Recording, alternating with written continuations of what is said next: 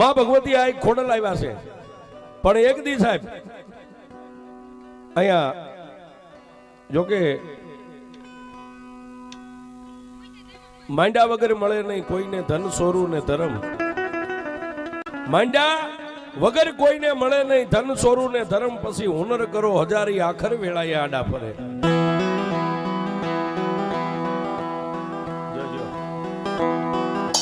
કર્મે લખ્યા કીર્તાર કોઈ કર્મે સઠી ના ચૂકે નહીં, હુનર કરો હજારી આખર વેળાએ આડા ફરે.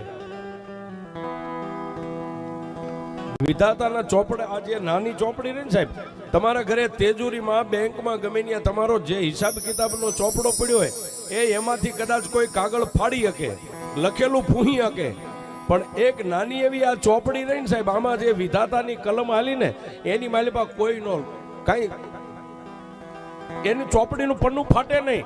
આમાં લખાણ છે એને કોઈ ભૂહી ન શકે, પણ આ સાહેબ એક ભૂહી શકે.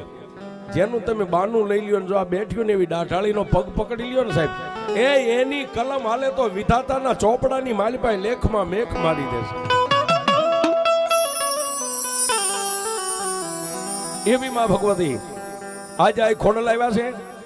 અહીંયા જેને સાહેબ આ દેશનું જેને રમણ કરી લીધું છે ગાયકી દુનિયામાં, એવા વડીલ અમારે અભયસિંહજી બાપુ બેઠા છે.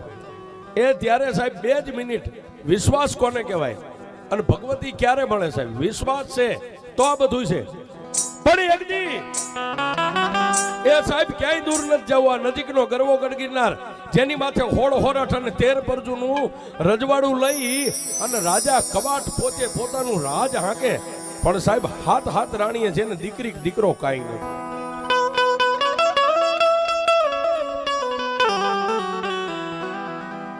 આપણા ઘરે અથવા તો આપણા દીકરાના ઘરે વવારું હોય, 1 વર્ષ 2 વર્ષ કે 3 વર્ષ સારા દિવસો નો જાય એટલે આપણે ફાંફા મારવા માંડવી સાહેબ. એમાં શું છે, ક્યાં ખોટ પડી છે, કેમ છે, ડોક્ટર દવા દારૂ. પણ સાહેબ જેદી એનો હોળ હોરઠ અને 13 પરજુની માલિપાઈ એનો હુકમ હાલે અને દિવસ ઉગે હવામાન અફીણ ઘોળાય ત્યારે એક એક અંદલી ભાઈ આવે, આવો ડાયરો ભરે. એ આ જૂનાના ધણીને 1 નહીં 2 નહીં પણ હાથ રાણીએ દીકરી દીકરો કાંઈ નતું સાહેબ. પણ એ યજ્ઞી સોમલદેવ પરમાર પોતાની દાસીને કહે છે કે પોતાની એ દાસીને લઈ અને હાલે. પણ સાહેબ જેને જુનાગઢની બજારમાં કોઈ દી પગ નહીં મેકેલો, જુનાગઢની મહારાણી પગપાળા હાલે, રાત પડે ત્યાં રોકાઈ જાય, પાછા દિવસ ઉગે તો હાલતા થઈ જાય. પણ હાલી હાલી અને જુનાગઢના મહારાણી સોમલદેવ પરમાર જેથી થાકી ગયા ને તેથી પછી વગડાની માલિપા ગાંડીગીરમાં આઈ ખોડલને કીધું કે હે માં સોમલદેવ પરમાર કે હાલું દીને રાત, એ તારો ધરો નો આવે ઢુકડો, પણ હવે મારા પંડને પસાડું તારે પડથાડ તને દેહ ચડાવી દઉં ખોડિયા.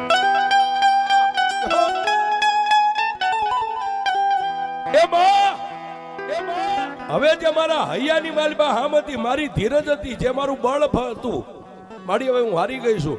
હવે કદાચ તારા ધરે મારાથી પોગાશે કે નહીં પોગાય, મારી હવે હાલવાની તેવડ નથી રહી, હાલવાની હલ નથી. પણ જો ભગવતી તું કૃપા કરીને તારો ધરો નજીક આવી જાય ને તો મારી થોડી અને મારું માથું રહ્યું નહીં એ તારા થડે પસાડી અને આ દેહને પાડી દેવું છે. હવે આ જિંદગી જીવવી નથી.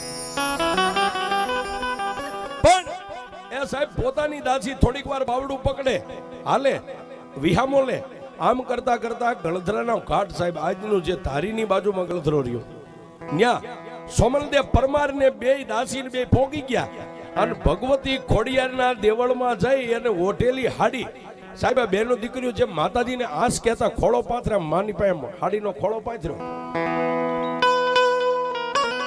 બાજુમાં 2 દાસીઓ ઊભી છે અને સોમલદેવ પરમારે માં ભગવતીને દંડવટામ પ્રણામ કરીને એટલું કીધું કે હે માં, હે 9 લાખ લોબડિયાળી, હે ભાતીગર ભેળિયા વાળી, હે માતા મામડિયાની આય ગાંડી ખોડલ,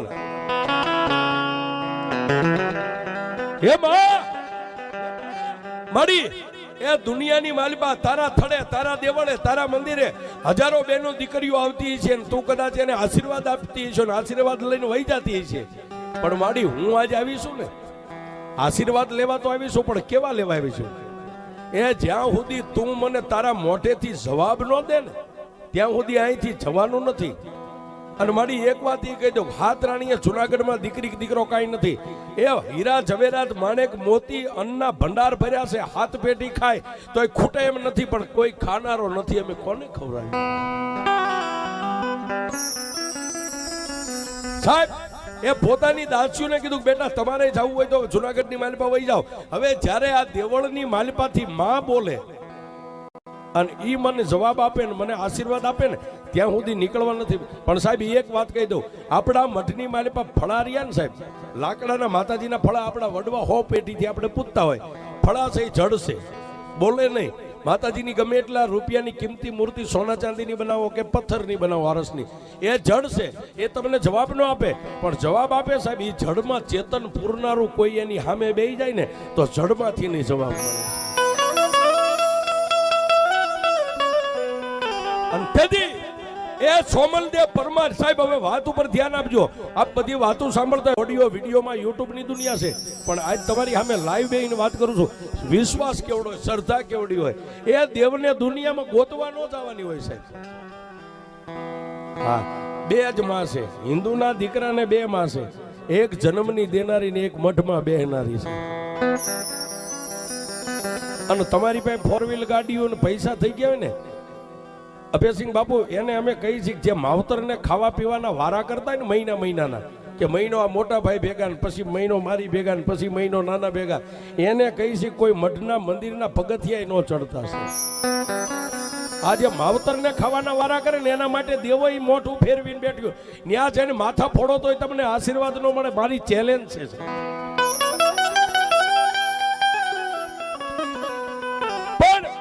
એ સોમલદેવ પરમાર માની સામે આમ હાથ પાથરી અને માની મૂર્તિ સામે માના મુખ સામે ટગર ટગર ટગર જોવે, આંખમાંથી શ્રાવણ ભાદરવો હેલો જાય ને એટલું જ કે એ માં બોલને, એ માં બોલને, મારી મારો કાંઈ ગુનો, મારા કાંઈ પાપ, મારા પૂર્વ ભવના પાપ, મારા વડવાનો કાંઈ ગુનો, મારી બોલને.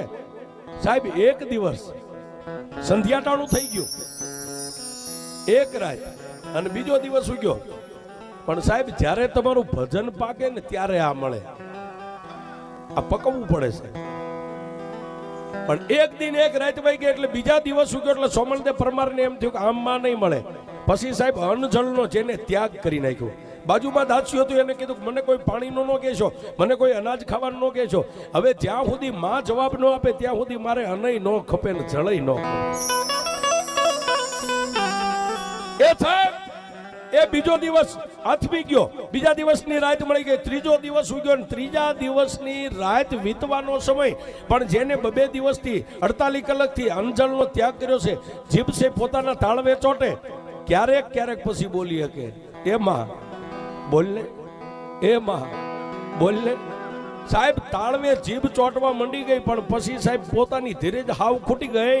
એ બોલે તો આંખમાં અંધારા આવે, ચક્કર આવે, અને સાહેબ પોતાની ભાન ભૂલી ગયા. માના દેવળ સામે સોમલદેવ પરમાર આમ ઢળી પડ્યા.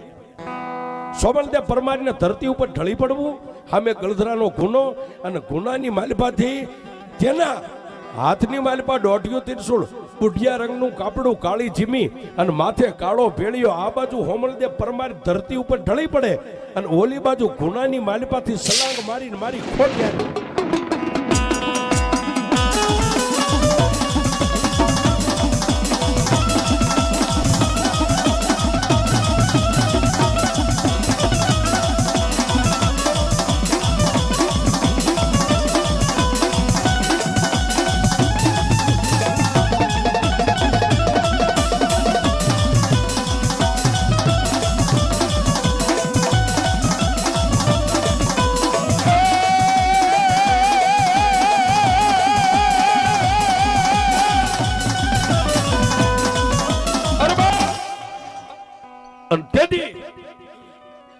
ગુનાની માલિપાથી માં ભગવતી ખોડિયારામ બહાર નીકળી, હાથમાં ત્રિશુળ હતું, એને નીચે જમીન ઉપર આમ પડતું મેકી અને 80 વર્ષની બુઢી ડોસીનું રૂપ લઈ અને ગડગડતી ડોટ મેકીને સોમલદેવ પરમાર જ્યાં ધરતી ઉપર પડ્યા સાહેબ, 2 ભાના, જેને ભાન નથી, એનું મસ્તક ખોળાની માલિપા લઈ અને મારી આઈ, મારી જગદંબા આઈ ખોડલે સોમલદેવ પરમારના કપાળની માથે આમ હાથ મેક્યો ને સાહેબ, સોમલદેવ ભાનમાં તો આવી ગયા, પણ ખોળાની માલિપા માથું છે, આંખું ખોલી ત્યાં માનું મુખ દેખાણું. અને સોમલદેવ પરમારે તેદી 80 વર્ષની બુઢી ડોસીને એટલું કીધું કે એ આપ કોણ છો? ફરીવાર કપાળ માથે હાથ મેકીને એટલું કીધું કે એ ગરવા ગઢ ગિરનારની મહારાણી સોમલદેવ, એ દુનિયાની માલિપા કોઈ કાળા માથાનો માનવી હોય, બેન હોય, દીકરી હોય, કાળા માથાના માનવી મારા માથે ભરોહું મેકી દે અને જો એને કમોતે મરવા દઉં તો મને ખોડિયારને માને કોણ?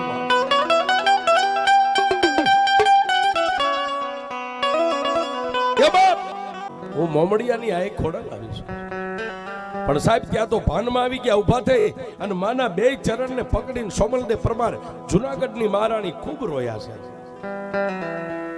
રોયા અને માની પાસે ફરીવાર પાછો આમ પાલો પાથરીને એટલું કીધું કે એ માં, મારી હોળ હોરઠ ને 13 પરજુનું રજવાડું છે, હું ભિખારણ નથી, પણ આજ તારા આંગણાની, તારા રજવાડાની ભિખારણ બનીને તારી પાસે ભીખ માંગવા આવી છું.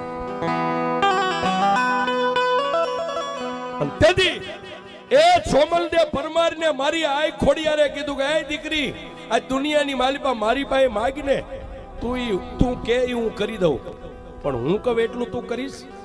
બોલ લે માં, દીકરો જોઈ છે ને બાપ, શેર માટી માટે આવી છો ને કે આ મારી શેર માટીની ખોટ છે, શેર માટીની ખોટ હું ખોડિયાર પૂરી કરી દઉં, પણ તારી દાસીઓને મેં કલ જુનાગઢની માલિપાથી રાજા કવાટને બોલાવે અને આય ખોડિયાર પૂછે છે દીકરી તારા વરહ કેટલા થયા? પણ સાહેબ હોમલદેવ પરમારને માથે ભીંડી વર્ણના સફેદ વાળ આવી ગયા હતા અને એ વખતે ગુજરાતી ગણિત આંગળીઓના વેઠા ગણી અને હોમલદેવ પરમારે મારી આય ખોડિયારને કીધું કે મારી વરહ તો 80 ને માથે 8 થઈ ગયા. જોજો સાહેબ ભગવતી હું કરે પણ વિશ્વાસ હોય તો એમાં વર્ષ મારે 80 ને 8 થઈ ગયા. તેથી આય ખોડિયારે કીધું બેટા 80 ને 8 વરામાં તારે કોઈ દી અહીં આવવાનો સમય જ ન મળ્યો. વર્ષ મારે 80 ને 8 પાપીને પળી ટબકિયા એ બુઢાપણમાં માગું દીકરો મને ખાનારો દઈ દે ખોડિયાર. એ મારી હવે જે છે મારી ભૂલ, તું તો જન્મની દાતા છો, જગતજનની છો, મારી 80 ને 8 વર્ષે એ તને દીકરો દેતાય શરમ આવે. સોમલદેવ પરમાર કહે છે મારી 80 ને 8 વર્ષે તું મને દીકરો દે તો તને આશીર્વાદ દેતાય શરમ આવે, અને 80 ને 8 વર્ષે દીકરો થાય તો મારા ખોળામાં મને રમાડતાય શરમ આવે, પણ મારી જુનાગઢનું રાજ વાંગ્યું જાય ને એના માટે આવી છું. અને તેથી સાહેબ એ સેલો શબ્દ આખી વાર્તાનો સાર અહીં છે. માતાજી આય ખોડિયારે કીધું કે તારી દાસીને મેં કીધું જુનાગઢમાં, અને જુનાગઢનો ધણી રાજા કવાટ અહીં આવે અને 80 ને 8 વર્ષે બે માણસ શરીરની માથે પીઠી ચોળો, જેમ લગ્નમાં ચોળે ને એમ શરીર માથે પીઠી ચોળો, હાથે મીંડોળો બાંધ, માથે મોડીઓ ધારણ કરી અને પાનેતર ઓઢી અને જૂનાનો ધણી વરરાજો બને. એ સોરીના 4 ફેરા મારા ગળધરાના ઘાટ માથે ફરો 80 ને 8 વર્ષે ફરીવાર વરઘોડિયા બનીને, અને પછી 4 ફેરા ફરી અને મોડીઓ ને મીંડોળ મારા ગળધરાના ઘાટે મારી ખોડિયારના ચરણમાં ઉતાર, અને જો 9 મહિના 13 દીએ દીકરો ન આપું તો હું ખોડિયાર.